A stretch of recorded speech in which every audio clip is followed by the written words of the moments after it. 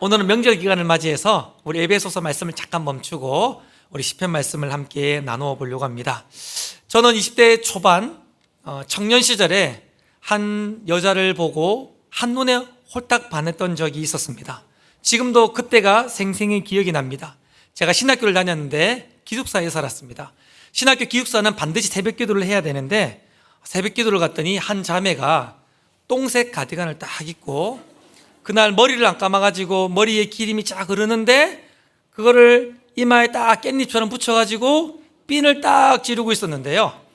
화장을 전혀 하지 않아서 이렇게 촌스러움과 순수함의 경계선에 있는 한 자매를 보면서 피아노를 치는 그 모습에 제가 한눈에 홀딱 반했습니다. 여러분 영화 같은 데 보면 주인공이 있으면 옆으로 빛이 쫙 비치는 그런 모습 알죠? 저만 아나요? 그런 모습 있잖아요. 그런 모습으로 한 자매가 피아노를 쫙 치는데 한눈에 홀딱 반했습니다. 제가 그날부터 밤낮으로 기도에 들어갔습니다. 하나님, 저 자매를 나에게 주옵소서. 하나님, 저 자매를 저에게 주옵소서. 제가 부끄러움이 많아가지고 말도 못 건 채 몇 달간 저 자매를 제게 주옵소서 기도만 했었습니다. 그런데 하나님이 저에게 응답하셨습니다. 그 자매랑 그 자매의 우연한 계기에 친해지게 되었고 이제 밤거리를 함께 걸을 수 있을 만큼 친하게 되었습니다. 상상해 보세요. 달빛이 있고요. 밤이었습니다. 단둘이 길을 걸어가는데 우연을 가장한 실수를 가장한 계획적인 행동으로 손을 제가 살짝 스쳐봤더니 자매가 가만히 있는 겁니다. 확신했습니다. 이 자매도 나한테 마음이 있구나 확신했습니다. 그래서 그런 확신이 용기로 바뀌면서 걸어가다가 갑자기 제가 그 자매의 손을 덥석 잡았습니다. 어떻게 됐을까요? 가만히 있는 겁니다. 역시 이 자매도 나를 좋아하고 있었구나 마음에 확신이 딱 들었습니다. 그래서 제가 그런 확신이 용기로 바뀌면서 과감하게 그 자매에게 대시했습니다. 제가 정확한 기억이 안 나지만 그때 완전히 제정신이 아니었어요. 정확하게 기억은 안 나지만 어쨌든 대충 이렇게 얘기했던 것입니다. 우리 오늘부터 1일이야 이런 식으로 대시를 한 겁니다. 저는 확신했어요. 이 자매도 저를 좋아한다 확신했었습니다. 우리 오늘부터 1일이야 대시했었습니다. 근데 그 자매가 아니라는 거예요. 그냥 저는 좋은 전도사님일 뿐 아니라는 거예요. 여러분 세상에 손을 잡았다니까요. 여러분요, 이런 문란한 자매가 어디 있습니까? 아니 손을 잡았는데 사귀어야죠. 안 사귈 거면 손을 왜 잡습니까? 손을 잡았는데 안 사귄다는 거예요. 아니 제가 결혼을 하자는 게 아니라 손을 잡았으니까 사귀는 거 이거 당연한 거 아닙니까 여러분? 손잡이 있으면 사귀어야 되잖아요. 근데 손을 잡았는데 안 사귄다는 거예요.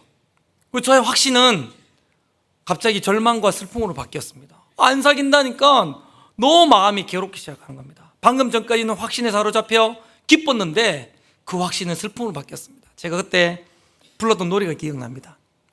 내가 연약할수록 더욱 기여기사 높은 보좌 위에서 슬퍼하는 낮은 나를 보시네. 날 사랑하심.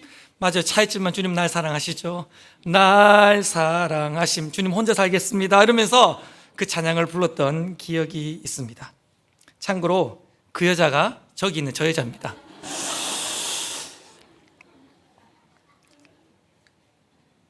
여러분 우리는 어떤 사람에 대한 확신이 흔들려도 괜찮습니다. 왜냐하면 사람은 우리가 믿을 대상도 아니고 우리가 의지해야 될 대상도 아니기 때문입니다. 그러나 우리가 믿는 믿음의 대상이신 하나님과 우리가 의지하고 있는 하나님에 대해서는 우리의 믿음은 흔들리지 않아야 되는 줄 믿습니다. 그 하나님에 대해서 우리는 확신해야 됩니다. 어떤 확신이 있어야 되는가? 하나님은 내 삶이 어떤 분이신지에 대한 확신이 있어야 되는 줄 믿습니다.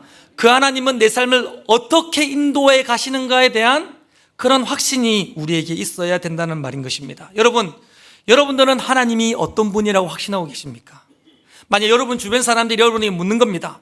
네가 믿는 하나님은 어떤 분이라고 말했을 때에 여러분 그 하나님은 이런 분이다라고, 그래서 그 하나님은 내 삶을 이렇게 인도하고 있다라고 확신 있게 말할 수 있는 삶의 영역, 그런 고백이 여러분들에게 있으십니까? 오늘 함께 읽었던 이 본문은요, 우리가 믿고 의지하는 하나님이 어떤 분이신지에 대한 확신을 제공하는 본문입니다. 또한 그 하나님에 의해서 우리의 삶은 어떻게 인도함을 받고 그 하나님 때문에 우리는 어떤 인생을 살 것인지에 대한 확신을 주는 그런 본문입니다. 오늘 말씀을 통하여서 하나님이 어떤 분인지 확신하고 그 하나님 때문에 우리의 인생까지도 확신하게 되어지는 저와 여러분 될 수 있기를 주님의 이름으로 축원합니다. 오늘 함께 읽었던 이 시편 23편의 말씀은요, 다윗의 시입니다.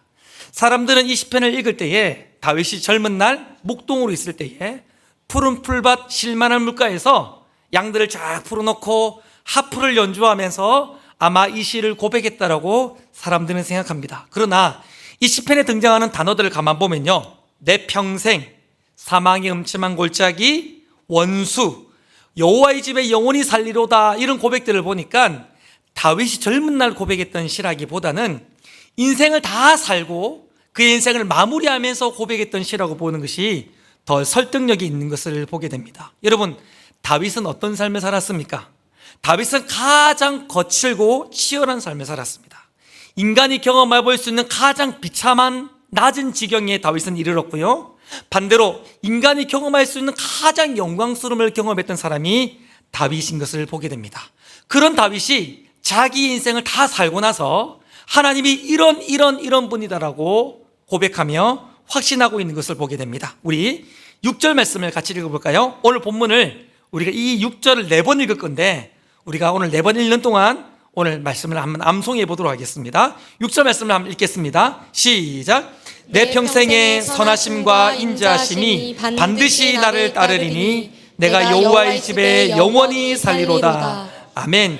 이 고백 속에 다윗은 하나님이 어떤 분이신지 확신하며 그래서 내 인생이 어떻게 될 것인지에 대한 확신이 있는 것을 보입니다. 첫 번째로 하나님의 선하심에 대한 확신이 있는 것을 보게 됩니다. 한번 따라할까요?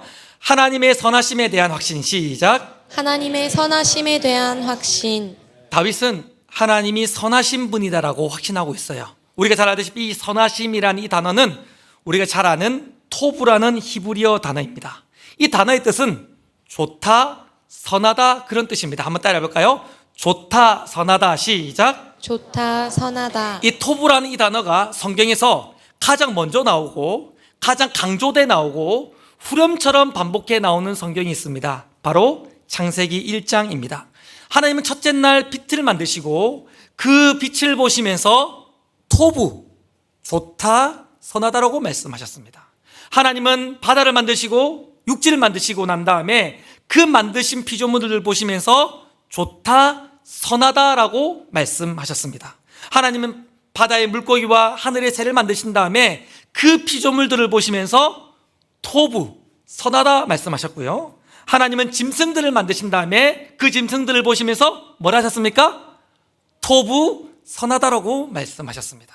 하나님은 사람을 만드신 다음에 그 만드신 사람들을 보시면서 하나님은 토부하다, 선하다라고 말씀하신 것입니다. 여러분, 질문이 있습니다.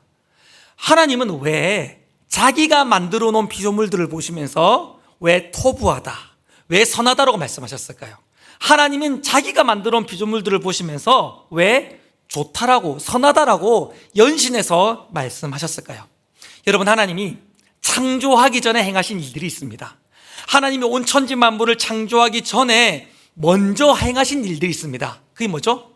하나님 천지 만물을 만드시기 전에 뭐 하셨습니까? 계획. 여러분, 하나님이 천지 만물을 만드시기 전에 뭐부터 하셨습니까? 계획을 먼저 하셨습니다.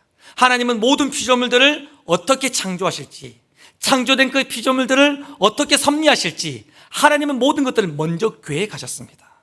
그리고 하나님은 당신의 전능함으로 그 계획을 따라서 창조의 사역을 시작하셨는데, 하나님이 창조하시니까 하나님의 선한 계획이, 완벽한 뜻이 어떻게 됐습니까? 완벽하게 성취되어지고 이루어지게 된 것입니다. 할렐루야. 하나님의 뜻이 이루어진 상태, 하나님의 선하시고 완벽한 계획이 이루어진 상태를 보면서 성경은 토부, 선하다라고 이야기하는 것이죠. 여러분, 머리에 잘 넣어 놓으십시오. 선한 상태가 무엇인가? 토부, 좋은 상태가 무엇인가? 하나님의 뜻이 이루어진 상태가 선하고 좋은 상태인 것입니다. 만약 우리가 다 이해할 수 없지만 하나님이 선하시고 완벽한 계획 가운데에 만약 하나님이 우리의 인생을 고난 가운데 주셨다면 우리가 고난을 살고 있는 것 자체가 뭐하는 것입니까? 좋은 상태, 토부한 선한 상태가 되는 줄 믿습니다. 다 이해할 수 없지만 만약 하나님이 우리를 사랑하시는 그 사랑의 계획 가운데에, 그 선하고 완벽한 계획 가운데에 우리를 고난에 몰아놓으시고 우리를 질병 가운데 두시고 우리를 실패와 좌절과 아픔 가운데 두셨다면, 그 질병의 상태가, 그 실패의 상태가, 그 좌절의 상태가 바로 선한 상태이고 좋은 상태가 되어지는 것이죠. 오늘 다윗이 사실 그 고백을 하고 있는 것입니다. 다윗은 자기의 삶을 돌아보니까 온통 자기의 삶은 자기의 뜻이 이루어진 것이 아니라 하나님의 뜻이 이루어진 선하심의 결과라고 고백하고 있는 것입니다. 자기의 삶을 돌아보니까 내 뜻이 이루어지지 않았고 날 향한 하나님의 선하신 뜻이 완벽하게 오차없이 그대로 성취된 인생이라고 다윗은 자기 인생을 고백하면서 하나님은 선하신 분이시고 내 인생은 하나님의 선하심의 결과라고 고백하고 있는 것이죠. 여러분, 다윗은 청소년 시절 부모에게 사랑받지 못하고 인정받지 못한 인생을 살았습니다. 사무엘이 다윗의 형제 중에 하나를 왕으로 기름 부어 세우려고 할 때에 절호의 찬스 아닙니까? 그때에 딱 한 명만 그 자리에 초청받지 못했습니다. 바로 다윗이었어요. 모두가 왕이 될 수 있는 그 절호의 찬스 앞에 모든 가족들이 모였는데 다윗만은 홀로 들판에 남겨져서 양들을 치고 있었던 것입니다. 성경의 학자들은 이런 다윗의 모습들을 보면서, 부모에게 사랑받지 못하고 인정받지 못했던 다윗의 모습을 보면서 아마 다윗은 서자였을 가능성이 높다라고 사람들은 생각합니다.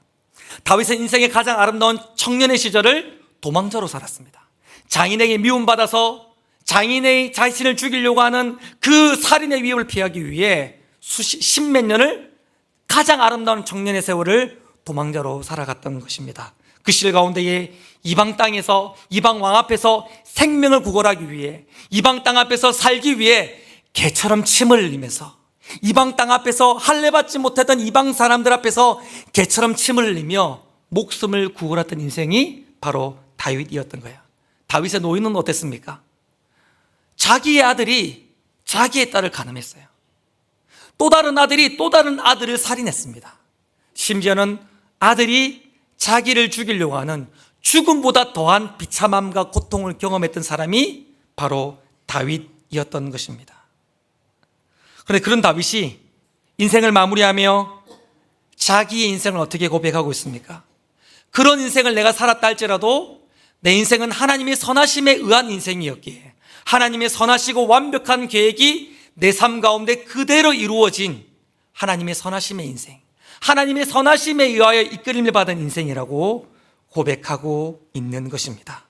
우리 귀하신 성도님들, 만약 여러분들이 하나님을 여러분들의 아버지로 모셨다면, 오늘 시편의 고백처럼 다윗의 고백으로 하면 여러분들이 여러분의 인생의 목자로 하나님을 정말로 모셨다면 여러분들은 여러분의 뜻대로 살고 있지 않고 하나님의 선하심에 의하여 살아가고 있는 줄 믿습니다.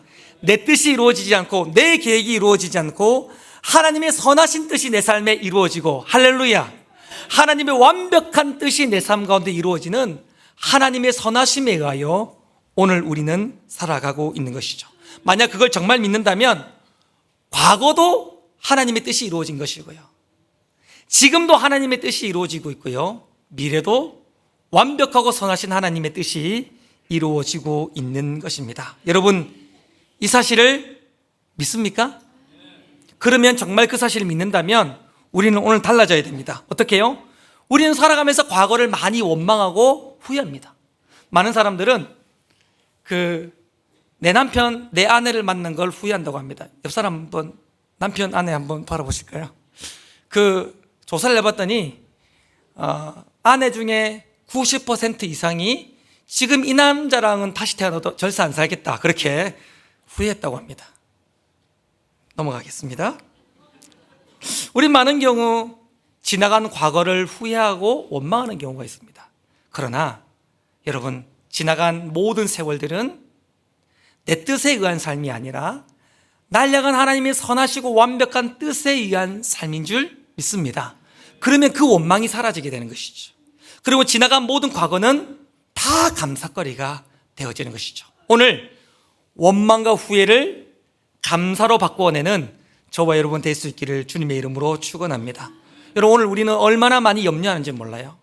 얼마나 많이 우리는 고통 가운데 현재를 살고 있는지 몰라요. 그러나 현재도 하나님의 선하신 완벽한 뜻에 의하여 내 삶이 진행되어지고 있다면 우리는 염려와 고통을 내려놓고 지금 현재의 삶에 만족하며 살아갈 수 있어야 되는 것이죠. 그뿐 아니라 미래도 마찬가지입니다. 미래도 우리 인생의 목자이신 하나님의 선한 뜻이 이루어질 미래이기 때문에 더 이상 두려워하지 말고 하나님이 이끌어 가실 미래에 대해서 소망하고 기대하며 설레임을 가질 수 있는 저와 여러분 될 수 있기를 주님의 이름으로 축원합니다. 우리가 뭐 잘나서 우리가 뭔가 소망이 있어서 그런 것이 아니라 내 인생을 책임지시는 하나님이 선하신 분이시고 우리는 그분의 선하신 뜻에 의하여 완벽한 계획에 의하여 그 땅을 살아갈 것이기 때문에 우리는 그런 것입니다. 저는 이 본문을, 이 이야기를 저는 이렇게 정리하고 싶은데 한번 따라해 볼까요? 내 인생은 완벽하다. 우리가 완벽한 것이 아니라 내 인생을 이끌어 가시는 하나님이 완벽하시고 그 뜻대로 이끌어 가시기 때문에 한번 따라합시다. 내 인생은 완벽하다. 옆 사람에게도 한번 얘기해 주실 거예요. 네 인생은 완벽하다. 시작. 아멘. 다윗에게 그 확신이 있었던 것입니다. 두 번째로 다윗에게 어떤 확신이 있었는가? 우리 6절 말씀을 우리가 한 번 더 읽어보겠습니다. 6절입니다. 두 번째를 읽는데요. 시작.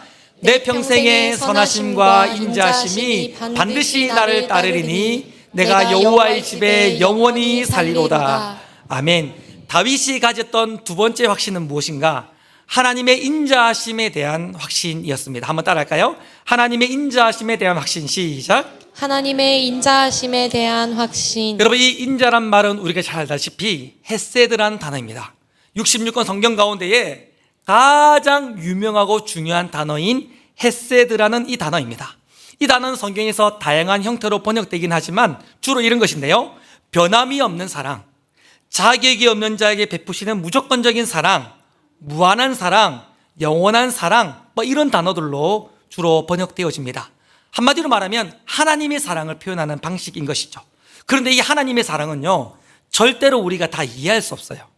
이 하나님의 사랑은 절대로 우리가 다 알 수 없습니다. 왜냐하면 우리의 지정의, 우리의 경험, 우리의 상상, 우리의 모든 것들을 완전히 초월하고 우리가 가지고 있는 모든 인식 체계를 완전히 뛰어넘는 영원하고 무한하신 사랑이 바로 하나님의 사랑이기 때문인 줄 믿습니다.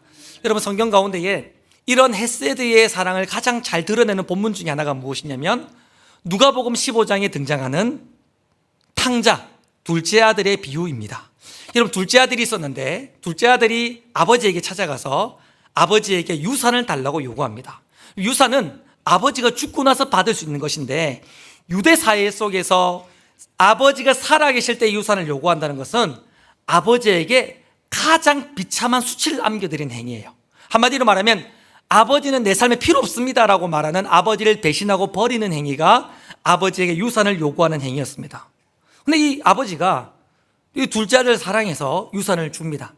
그때 유산을 챙겼던 이 둘째 아들이 아버지를 떠나 어디로 갑니까? 멀리 이방 땅으로 타국으로 가게 되어지는 것이죠. 이런 표현이 어떤 표현이냐면 아버지를 멀리 떠났다는 것입니다. 아버지를 배신했다는 뜻입니다. 그래서 거기서 허랑방탕하게 창기들과 함께 가진 것을 펑펑 쓰며 타락한 인생을 살았습니다. 그때 아버지는 어떻게 하고 있었습니까? 아버지는 동네 어귀에 나가서 자신을 버리고 배신하고 떠난, 자신에게 수치를 주고 떠난 그 아들을 여전히 기다리며 그가 돌아오기를 기다리고 사랑하고 있었던 것입니다.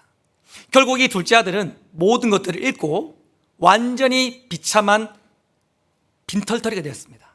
결국 아버지에게로 돌아오게 되어지죠. 완전히 사랑받을 자격이 없어요.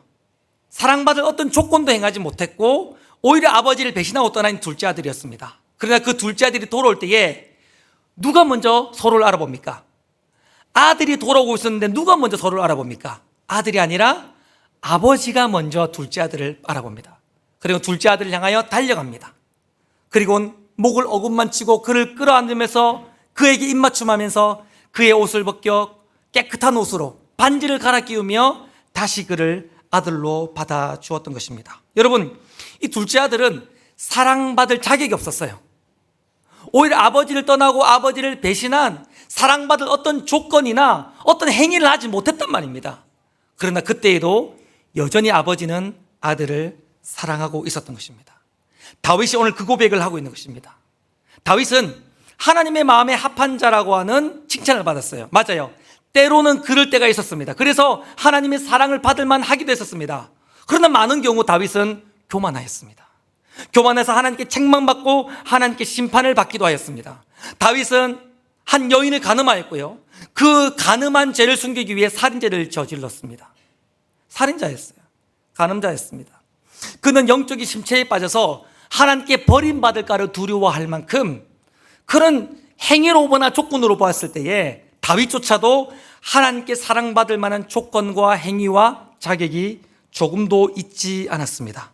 그러나 하나님은 이처럼 자격 없고 조건 없는, 아니 하나님을 배신하고 거절했던 다윗을 여전히 사랑하셨습니다. 그리고 그 사랑으로 다윗의 전 인생을 이끌어 오신 것입니다. 다윗이 오늘 노년에 어떤 고백을 하고 있습니까? 내가 죄를 지었을 때에도, 내가 타락했을 때에도, 내가 하나님께 아무것도 해드리지 못했을 그때에도 하나님은 여전히 나를 사랑하셨고, 여전히 나를 기다리셔 주셨고, 여전히 그 사랑으로 내 인생을 인도하고 책임지셨다라고 말씀하고 있는 것입니다. 우리는 자꾸 착각합니다. 우리가 뭔가 특별한 헌신을 해야 하나님이 나를 사랑하신다고 착각합니다. 우리가 뭔가 거룩한 삶을 살아야 하나님이 나를 사랑하신다고 착각하십니다.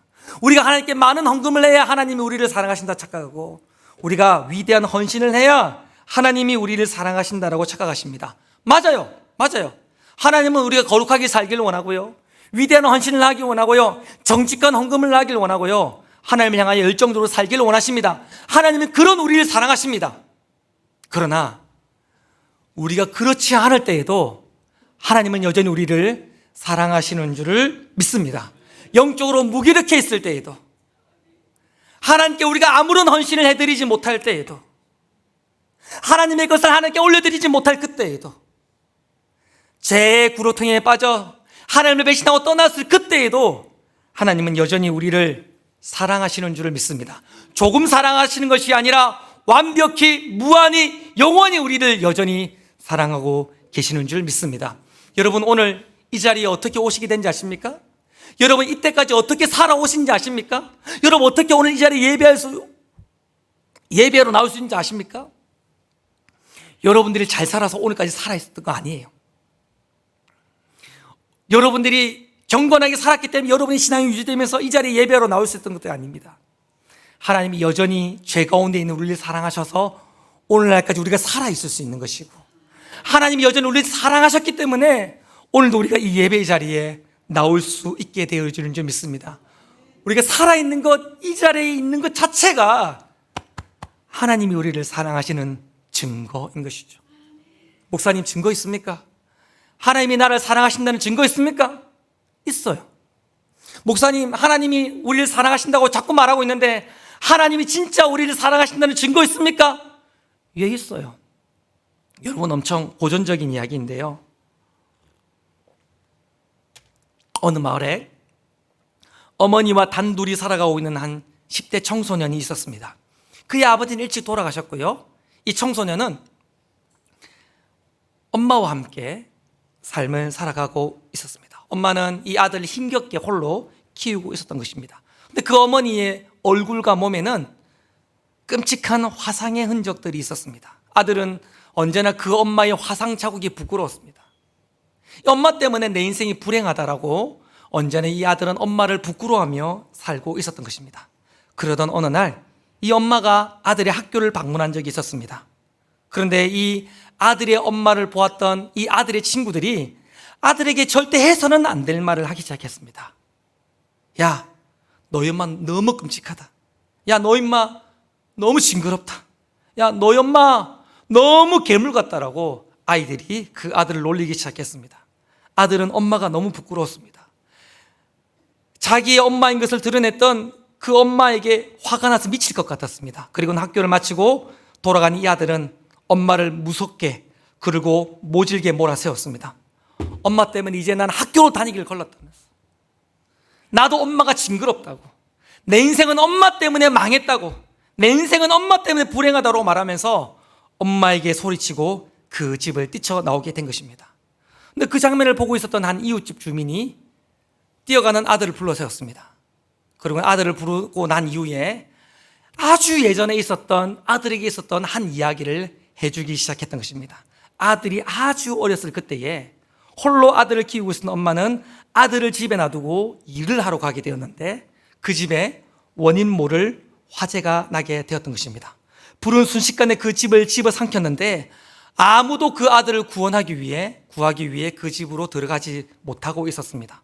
때마침 엄마가 일을 마치고 돌아와 봤더니 집에 불이 나 있었고 엄마는 조금의 망설임도 없이 불타는 집 속으로 뛰어들어서 아들을 구원하기 위해 자신의 몸을 던졌던 것입니다. 얼마의 시간이 흘렀습니다. 다행히 아들은 엄마 품에 안겨 무사하게 불 속에서 구원을 받았지만 그때 엄마의 얼굴과 온몸은 불에 의하여 완전히 일그러지게 되었던 것입니다. 엄마는 자신의 온몸으로 그 불을 막아내며 아들을 보호하고 살려냈던 것입니다. 이 이야기를 들었던 아들은 충격에 빠졌습니다. 그가 그렇게 부끄러워하고 원망했던 엄마의 비참한 화상의 흔적들은, 그가 그렇게 부끄러워하고 원망했던 엄마의 징그러운 화상의 흔적들은 사실은 자기를 구원하고 자기를 사랑하는 사랑의 흔적이었던 것이죠. 아들은 하염없이 눈물을 흘렸습니다. 그리고 엄마에게 찾아갔더니 엄마가 울고 있었어요.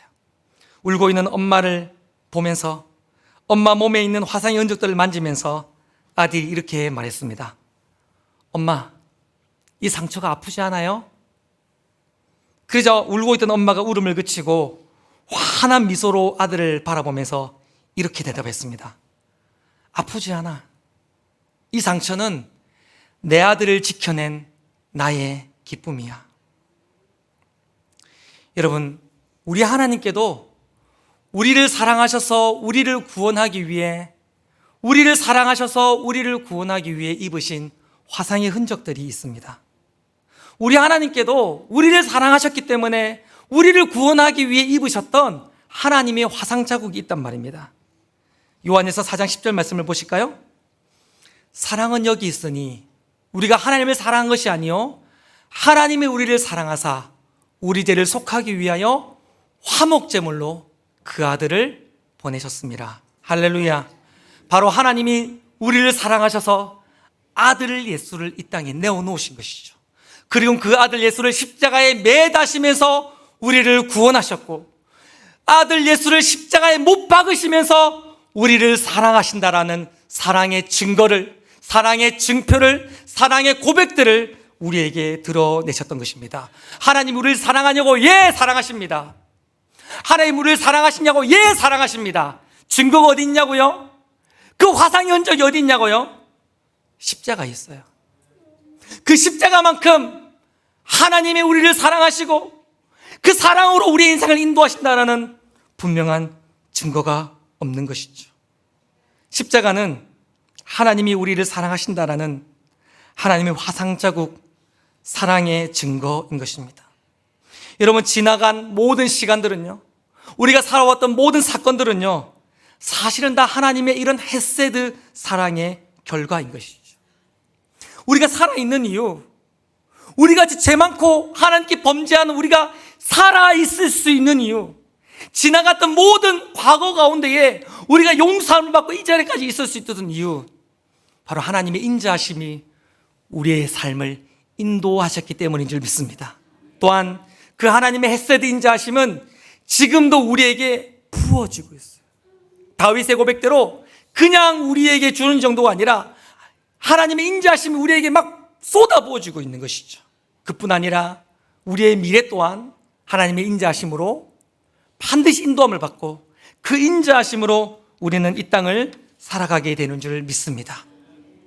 우리 옆 사람에게 한 번 더 이렇게 말씀하셨으면 좋겠는데요, 저는 이 말씀을 묵상하면서 하나님의 선하심은 내 인생을 가장 완벽하게 만드는 것이지만 하나님의 그 인자하심 사랑은 내 인생을 가장 행복하게 만드는 것이라고 생각합니다. 옆 사람에게 한번 이렇게 얘기해 주실까요?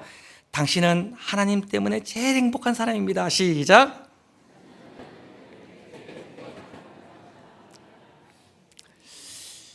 다윗은 하나님의 선하심에 대한 확신이 있었고 하나님의 인자하심에 대한 확신이 있었습니다. 그리고 다윗은 또 다른 확신이 있었는데요. 우리 6절 말씀을 같이 한번 읽어보겠습니다. 6절입니다. 이제 거의 다 외우셨죠? 시작. 내 평생의 선하심과 인자하심이 반드시 나를 따르리니 내가 여호와의 집에 영원히 살리로다. 아멘. 다윗이 가진 세 번째 확신은 무엇이냐면 추격하시는 하나님에 대한 확신이 있었습니다. 한번 따라합시다. 추격하시는 하나님에 대한 확신. 시작. 추격하시는 하나님에 대한 확신. 다윗은 하나님의 완벽한 뜻이 내 삶에 이루어지는 하나님의 선하심, 그리고 나를 영원히 무한히 사랑하시는 하나님의 인자하심을 고백하면서 그런 선하심과 인자하심이 어떻게 한다고 말합니까? 반드시 나를 따른다라고 말하고 있습니다. 어떻게 해요? 반드시 나를 따른다라고 말합니다. 이 따른다라는 이 히브리어 단어는요, 굉장히 재미있는 단어인데요. 라다프라는 단어인데 이 단어는 추격의 이미지를 가지고 있습니다. 여러분, 예를 들면 이런 거 있죠. 태양이 비치는데 내가 태양빛 아래에 나가기만 하면 뭐가 날 쫓아옵니까? 그림자가 날 쫓아오잖아요. 태양빛 앞에 나가기만 하면 내가 오지 마라고 해도, 야 절로 가 이렇게 말해도, 내가 원하지 않아도, 내가 어떤 행위를 하지 않아도 반드시 뭐가 날 쫓아옵니까? 그림자가 나를 쫓아옵니다. 쫓아온다, 이 말이 바로 라다프, 추격자의 이미지를 가진 단어인 것이죠. 다윗은 이렇게 하나님을 고백하고 있는 것입니다. 하나님의 선하심이 내 의지와 내 마음과 내 상태와 상관없이 내 인생을 쫓아왔고, 할렐루야, 하나님의 인자하심이 나의 상태와 나의 의지와 나의 신앙과 상관없이 내 인생을 쫓아오면서 내 인생을 인도했다라고 말하고 있는 것입니다. 하나님의 선하심과 인자하심이 늘 내 인생을 추격해오면서, 늘 따라오면서 내 인생을 여기까지 인도했다는 것이죠. 그런데 그런 선하심과 인자하심이 언제까지 우리를 인도합니까? 그런 하나님의 선하심과 인자하심이 어디까지 우리 인생을 이끌어 가십니까? 6절 마지막 말씀입니다. 네 번째입니다. 웬만하면 외울 때 됐습니다. 자, 한번 암송하고 외워보고 안 되면 실눈 뜨면서 같이 읽어보겠습니다. 시작. 내 평생의 선하심과 인자하심이 반드시 나를 따르리니 내가 여호와의 집에 영원히 살리로다. 아멘. 여러분 보니까 한 90% 외우신 것 같아요. 한 번만 더 해볼까요? 한 번만 더 하면 외울 수 있을 것 같아요. 여러분 이번 명절에 여러분 선물입니다 이거. 자, 시작. 내 평생의 선하심과 인자하심이 반드시 나를 따르리니 내가 여호와의 집에 영원히 살리로다. 아멘. 자막을 잠깐만 유지해 주시면 좋겠는데요, 여기에서 여호와의 집이라는 것 어떤 의미일까요? 이 여호와의 집이라는 이 단어는 현실적으로 보기에는 성전을 의미합니다. 그러나 이 여호와의 집이라는 이 단어를 종말론적으로 해석하면 완성되는 하나님의 나라, 천국이 되어지는 것이죠.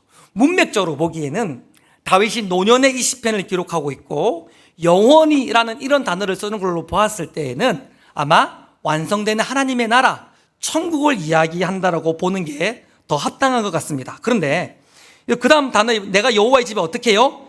영원히. 여러분, 영원이라는 이 단어는 주로 미래에 관련된 단어를 표현할 때 쓰는 단어예요.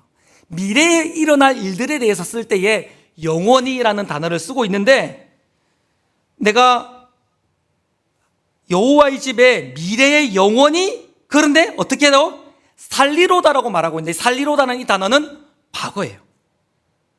여러분, 미래에 일어날 일을 이야기하고 있는데 다윗이 고의적으로 그것을 과거적인 문학적 형태로 표현하고 있습니다. 미래에 일어날 일을 과거적인 어법으로 쓰는 것을 신학에서는 선지자적 과거라고 이야기합니다. 이 말의 의미가 뭐냐면 미래에 반드시 이게 일어날 때에, 이것이 분명히 일어난다는 확신에 찬 고백을 할 때에 미래를 과거적인 표현으로 하고 있는 것이, 예를 들면 이렇게 하는 거예요. 나는 내일 반드시 행복했습니다. 안 맞잖아요. 이게 바로 선지자적 과거예요. 나는 모레에 반드시 예배했습니다. 안 맞잖아요. 미래에 일어날 일을 과거로 표현하는 것. 왜 그렇게 표현하는가? 너무 확신하고 너무 분명하는 것, 변하지 않는 진리일 때에 이런 과거의 미래를 과거적인 표현으로 표현하고 있는 것입니다. 다윗이 어떤 중심을 가지고 있는 것입니까? 하나님의 선하심과 인자하심이 나를 하나님의 나라까지 반드시 무조건 꼭 인도할 것이라고 하는 다윗의 확신이 여기에 있는 줄 믿습니다. 오늘 말씀을 정리하겠습니다. 우리 인생 어떤 인생입니까? 하나님의 선하심과 인자하심에 의하여 여기까지 왔고 오늘도 그렇게 살고 있고 미래에도 선하심과 인자하심으로 인도받는 가장 완벽하고 행복한 인생이 저와 여러분의 인생일 줄 믿습니다. 여러분, 과거에도 현재에도 하나님의 선하심에 의하여 우리는 살아왔는데요, 반드시 꼭 하나님의 나라에 들어가는 그날까지 하나님의 선하심과 인자하심은 우리의 삶을 책임지고 인도할 것입니다. 그래서 우리는 세상을 살아가는 모든 사람들 중에 가장 완벽한 인생을 살고 있고요, 그래서 하나님 때문에 우리는 이 세상을 살아가는 모든 사람들보다 가장 행복한 인생을 살고 있는 복된 사람들인 줄 믿습니다. 이 확신이 저에게도 있고 여러분들에게 있기를 주님의 이름으로 축원합니다.